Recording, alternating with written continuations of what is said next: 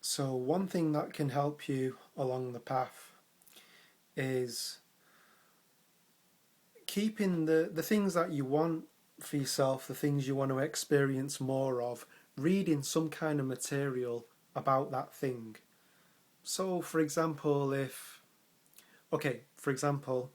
I'm really interested in eating healthily right now. So I bought a book called Raw Success by Matt Monarch, and just reading the book gets me excited about eating more fruits and vegetables. If you want to give up smoking, buy a book on giving up smoking. Even if you don't give up smoking, because you're reading it, it's in your consciousness. If you read a little bit, like even if you didn't want to give up smoking, but you read give up smoking material, soon eventually you'll start to feel like you want to give up smoking, and you'll start to feel like, yeah, I can do it. You'll permit that idea, that thought, to enter into your consciousness. So the books act as a permission slip for you to have that thought. So for example, if the thought was, I'll never be able to give up smoking, because you're listening to people talking about giving up smoking and how they were able to give up smoking, because you're reading material on how to give up smoking, your brain will allow that thought to come through. And so the new thought will be, or it might start with, maybe it's possible that I could give up smoking. And then from there, it becomes, it's possible for me to give up smoking. And then from there, it becomes, I can give up smoking. And then it's, I will give up smoking. And before you know it, it's like, I'm through with smoking. And then that becomes the new attitude. So the material, it almost kind of gives you permission to be that part of you. So the part of you that is like, I can give up smoking, was always there. It was there as a potential program. So it's like the brain has all the potential programs you could ever imagine. It just downloads it and it's there to be made use of. It's just sometimes we need permission to use it. So that's why they say that the best way, and I've just picked out giving up smoking as an example, but that can apply to any behaviour or attitude that you want. And that's why they say that if you want to be something, behave as though you are already it. And then that software, that program will just more easily, you will have better access to it if you behave as though you are already a non-smoker. And that may feel like you're kind of lying to yourself at first, and it may help to read that material for a bit to kind of like edge your way in.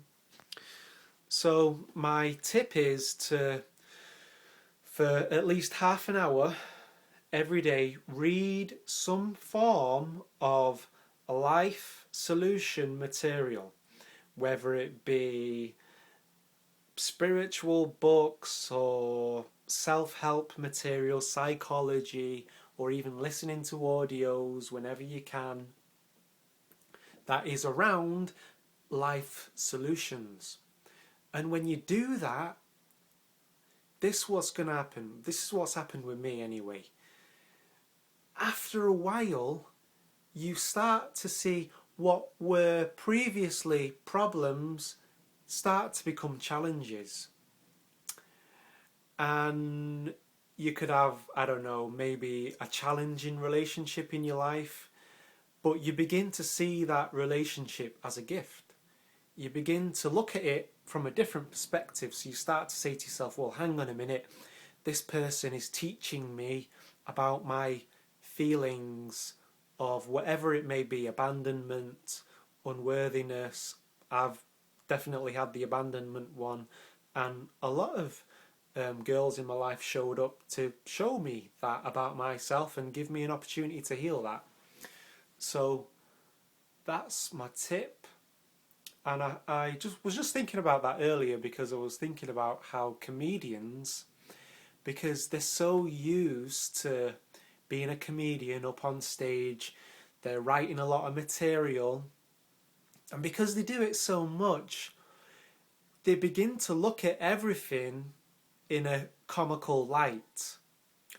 And that can sometimes become a bit of an issue for them because they then have a problem with things that are